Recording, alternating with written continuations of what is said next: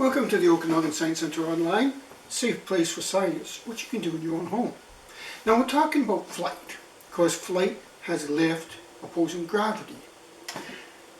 When we build paper airplanes, we have wings. Those provide the lift. But here's an interesting airplane to try at home.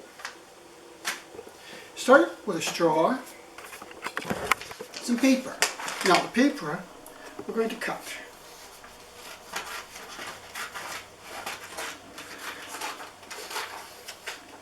I'm cutting a strip about 2 centimeters the length of the paper.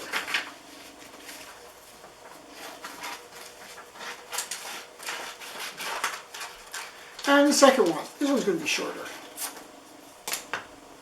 A little bit of tape. Then, tape on here. Some tape here. Put this around so it makes a circle.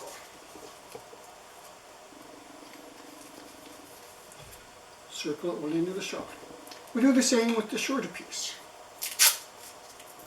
A little bit of tape.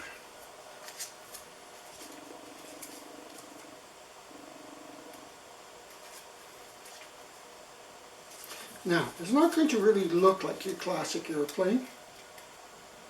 Hopefully it flies. There we have it.